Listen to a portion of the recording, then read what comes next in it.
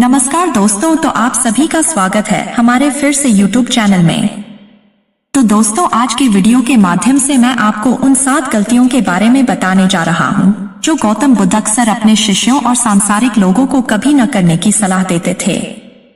तो दोस्तों, हम वीडियो शुरू करें इससे पहले आप अभी से निवेदन करता हूँ कि आप अभी तक मेरे चैनल को लाइक, सब्सक्राइब और कमेंट में हर हर महादेव नहीं लिखे हैं तो कृपया जल्द से जल्द लिख दें, ताकि महादेव की कृपा हम मनुष्य पर हमेशा बनी रहे। क्योंकि दोस्तों, महादेव के बिना इस कुछ नहीं हो सकता। इसलिए दोस्तों, आप मेरे जैसे चैनल को लाइक, सब्सक्राइब और कमेंट में हर हर महादेव लिखने का प्रयास करें। दोस्तों, अगर आप अपने जीवन में खुश रहना चाहते हैं तो आज से ही ये 7 गलतियां करना बंद कर दीजिए। तो आइए बिना समय बर्बाद किए जानते हैं उन 7 गलतियों के बारे में जो व्यक्ति का जीवन बर्बाद कर देती हैं।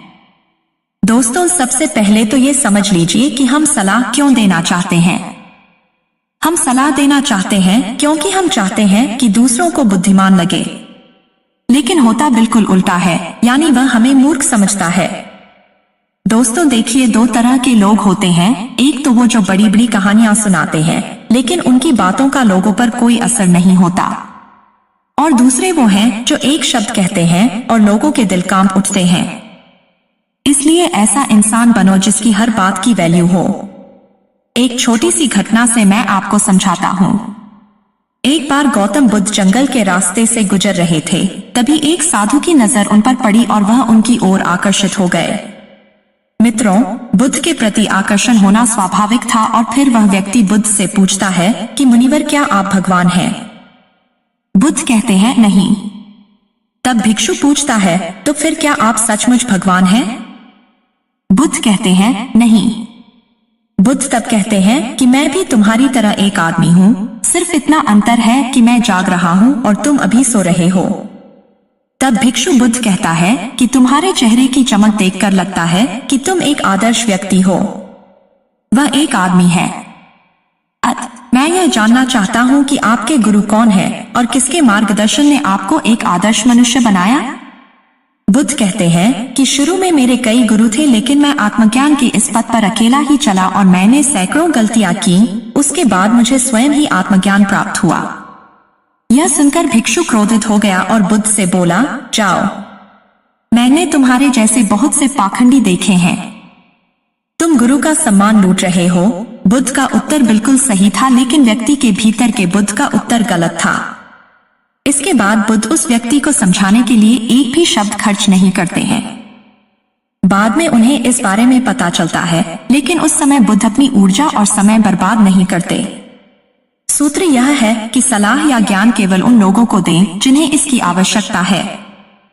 दोस्तों, ये जिंदगी 2 रास्तों पर आधारित है। पहले आप प्रगति करोगे और फिर विनाश की ओर जाओगे। तो एक बात तो तय है कि अगर आप अभी प्रगति नहीं कर रहे हैं तो आप हर पल विनाश की ओर बढ़ रहे हैं। ये बात भले ही आप जानते हो या नहीं। दोस्तों, लोग नशा इसलिए नहीं छोड़ते क्योंकि उन्हें अभी तक पता नहीं होता कि यह भविष्य में कितना विनाशकारी हो सकता है। इसलिए जो चीजें आपके भविष्य में बाधा बन रही हैं, उन्हें धीरे धीरे ही सही आज से ही छोड़ना शुरू कर दें। फिर आपकी जिंदगी धीरे धीरे बदलने लगेगी। दोस्तों, उसकी सलाह को गंभीरता से न लें जो देने लायक न हो। कैसे पता करें कि कौन योग्य है और कौन नहीं? सीधी सी बात है, अगर कोई बुजुर्ग व्यक्ति है और सभी लोग उसका सम्मान करते हैं तो सिर्फ इसलिए उसकी सलाह को कभी गंभीरता से न लें। बड़े बुजुर्ग अच्छी सलाह देते हैं, लेकिन यह हर बार सच नहीं होता। दोस्तों, अगर आप कुक बनना चाहते हैं और किसी गायक से सलाह लेते हैं तो संभव है कि गायक आपको सलाह तो दे, लेकिन आपका खाना नहीं बनेगा जो मानक आप चाहते हैं। हर सलाह को अपने अनुभव के आधार पर परखें और बिना अनुभव किए किसी नतीजे पर न पहुंचे। तो दोस्तों, हर किसी की सलाह को गंभीरता से ना लें। इस पूरी दुनिया में अगर कोई है जो आपको निस्वार्थ भाव से प्यार करता है तो वह आपकी अपनी माँ है। दोस्तों, गौतम बुद्ध की माता, जिनका नाम महामाया था, ने बुद्ध को जन्म देने के 7 दिन बाद अपना शरीर त्याग दिया था। उसके बाद बुद्ध की मौसी, जिनका नाम रानी प्रजापति था, ने उनका पालन पोषण किया। गौतम बुद्ध ने अपने उपदेशों में अक्सर सांसारिक लोगों को यह सलाह दी है कि उन्हें अपनी माँ से प्यार करना चाहिए और उनकी देखभाल करनी चाहिए और न तो अपनी माँ का अपमान करना चाहिए और न ही किसी और को ऐसा करने देना चाहिए। लेकिन देखो मनुष्य का स्वभाव क्या है, वह उससे भी प्रेम करता है जो उससे प्रेम नहीं करता।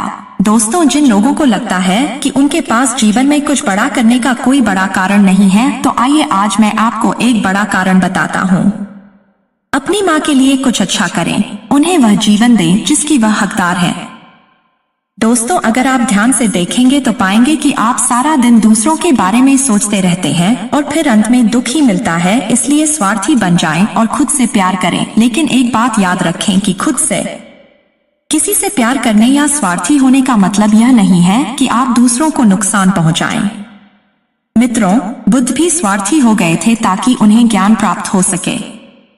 जब उन्हें आवश्यकता पड़ी तो उन्होंने अपने पिता, पुत्र, पत्नी या राज्य के बारे में नहीं सोचा और केवल अपने बारे में सोचा और सब कुछ छोड़कर जंगल में चले गए। इसलिए जीवन में स्वार्थी होना जरूरी है, लेकिन सही मकसद के लिए और ताकि इससे किसी को नुकसान न पहुंचे। दोस्तों, हमारे समाज में ऐसे बहुत से लोग हैं जो अपने आप को सबसे बुद्धिमान मानते हैं और हमेशा कहते हैं कि उन्हें सब कुछ आता है। ऐसे लोग कभी भी कुछ नया सीखने की कोशिश नहीं करते, जिसके कारण वे हमेशा पीछे रह जाते हैं। दोस्तों, जब हम कहते हैं कि हम सब कुछ जानते हैं, तो हम अपने हाथों से ज्ञान प्राप्त करने का दरवाजा बंद कर लेते हैं, जिससे हम पिछड़ने लगते हैं। दोस्तों, बिल गेट्स और वॉरेन बफेट आज भी दिन में ज्यादातर समय पढ़ते रहते हैं और कुछ नया सीखते रहते हैं। दोस्तों, इसलिए हमेशा कुछ नया सीखते रहिए और आगे बढ़ते रहिए। दोस्तों, जो दिन प्रतिदिन अपना समय बर्बाद करते रहते हैं, बाद में बहुत पछताना पड़ता है, क्योंकि समय, जैसा कि हम सभी जानते हैं, कभी वापस नहीं आता। दोस्तों, हमारे पास चाहे कितना भी पैसा हो, हम उस पैसे से एक सेकंड भी समय खरीद कर वापस नहीं ला सकते। इसलिए हमारे पास जो भी समय बचा है, हमें उसका सदुपयोग करना चाहिए और कुछ ऐसा करना चाहिए जिससे लोगों और दुनिया का भला हो। दोस्तों, ये थी वो 7 गलतियां जो हमें अपने जीवन में कभी नहीं करनी चाहिए। और अगर आप भी अपने जीवन में ये 7 गलतियां कर रहे हैं, तो आपको अब से ये 7 गलतियां करना बंद कर देना चाहिए। दोस्तों, आपको यह उपदेश कैसा लगा? कृपया नीचे दिए गए कमेंट बॉक्स में कमेंट करके हमें बताएं। साथ ही अगर आपको ये प्रवचन पसंद आया और ये आपके लिए उपयोगी लगा, तो इस प्रवचन को अपने दोस्तों के साथ जरूर शेयर करें। दोस्तों, हम आपसे फिर मिलेंगे ऐसी ही एक सेल्फ हेल्प सलाह के साथ। तब तक आप जहां भी रहें, खुश रहें और खुशियां बांटते रहें। हमें अपना बहुमूल्य समय देने के लिए हार्दिक धन्यवाद।